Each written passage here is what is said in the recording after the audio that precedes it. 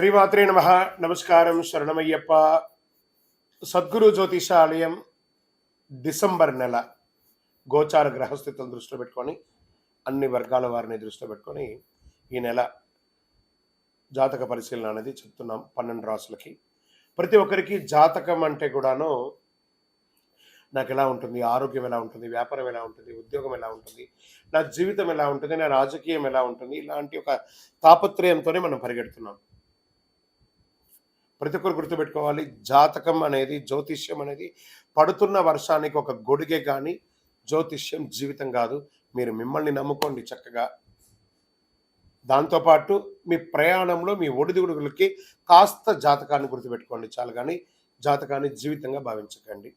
శరణమయ్యప్ప. ఈ జాతకం దయచేసి అడిగేవాళ్ళు వాట్సాప్లో మాత్రమే మెసేజ్ పెట్టండి. అవకాశం ఉన్నప్పుడు రిప్లై ఇవ్వడం జరుగుతుంది, కానీ కాల్స్ చేయకండి. వాట్సాప్ చేసి మా ఆఫీస్ నుంచి మీకు కాల్ వస్తుంది.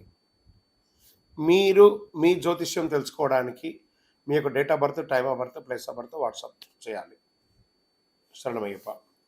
అర్ధరాత్రి ఫోన్లు చేయడం, ఏయో క్వశ్చన్స్తో అడగడం, మళ్ళీ చెప్తున్నాను, డోంట్ కాల్ అస్, వాట్సాప్ చేయండి. శరణమయ్యప్ప. జ్యోతిశాస్త్రరీత్యా ద్వాదశ రాశుల్లో 9వ రాశి అయినటువంటి ధనుసు రాశి మిత్రులారా, మీరు మూలా నక్షత్రం 1, 2, 3, 4 పాదములు, పూర్వాషాఢ నక్షత్రం 1, 2, 3, 4 పాదములు, ఉత్తరాషాఢ నక్షత్రం మొదటి పాదానికి జన్మించిన మీరు ధనుసు రాశి వారిగా పరిగణించబడుతున్నారు.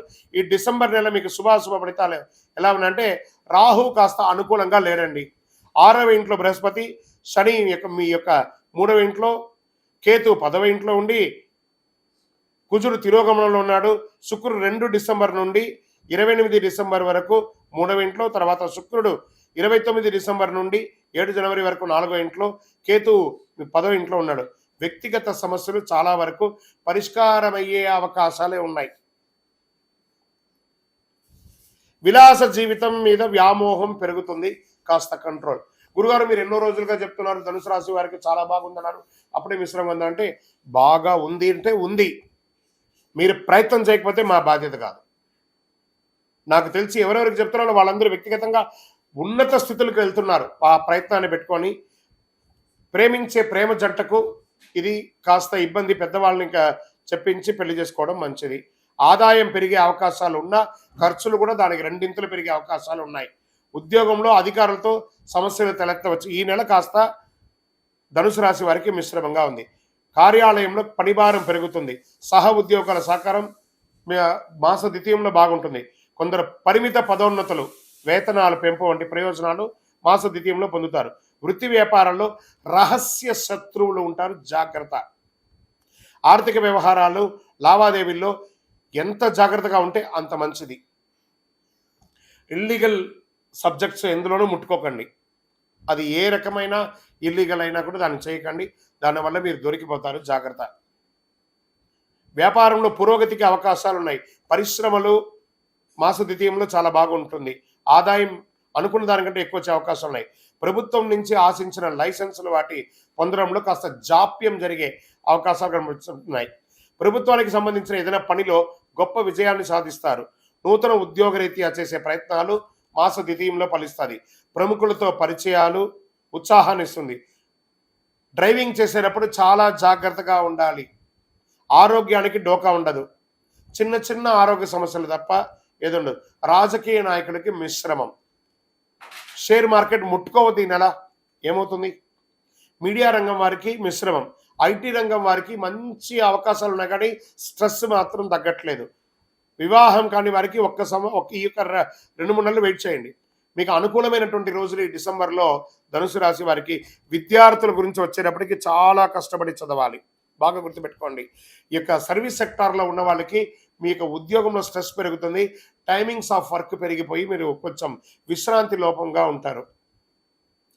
అనుకూలమైనటువంటి రోజులు డిసెంబర్ 2, 5, 8, 11, 14 బాగుంటుంది.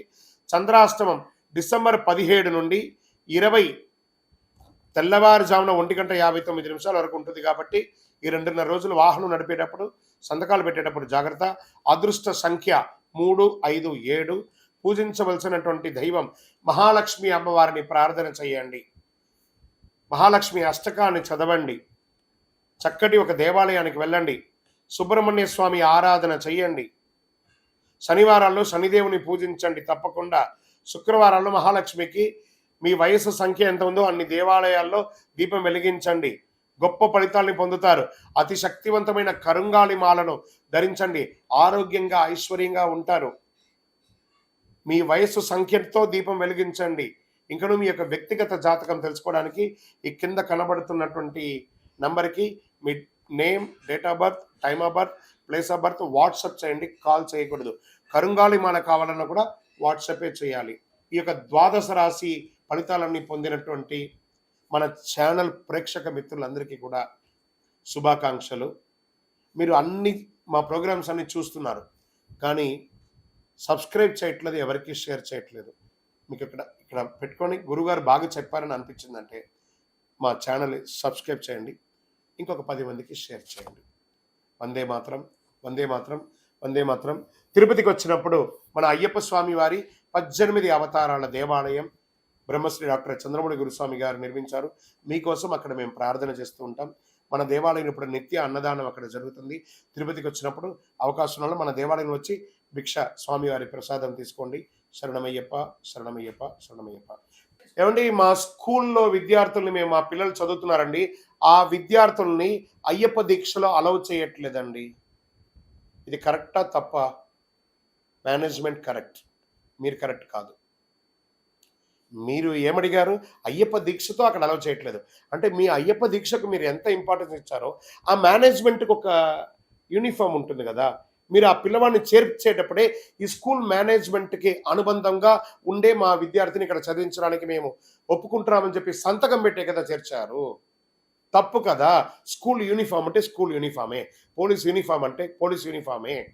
నేను నిన్న ప్రయాణం చేస్తూ ఉండగా ఒక పోలీస్ అయ్యప్పన్ తన యొక్క యూనిఫామ్ చేసుకుంటూ పైన ఒక టవల్ వేసుకొని నాకు దారిలో కనబడి సిగ్నల్ దగ్గర నేను ఆగానే పరిగెత్తుకుంటూ వచ్చాను. గురుగారు, మీరు చెప్పినటువంటి టీవీలో చూసి నేను పోలీస్ యూనిఫామ్ వేసుకొనే నేను ట్రాఫిక్ ఇన్స్పెక్టర్గా ఉన్నాను, నాకు చాలా అనుకూలంగా ఉంది, మా డిపార్ట్మెంట్లో కూడా మంచి పేరు ఉంది, ఇలా వేసుకోవడంలో నేను ఏం మొహమాట పడట్లేదండి, నేను ఇంటికి వెళ్ళగానే దీక్ష దర్శనం వేసేసుకుంటాను అని చెప్తున్నారు.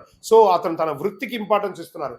అలాంటప్పుడు విద్యార్థులు కూడా వాళ్ళ యొక్క చదువుకు ఉపయోగించాలి కదా.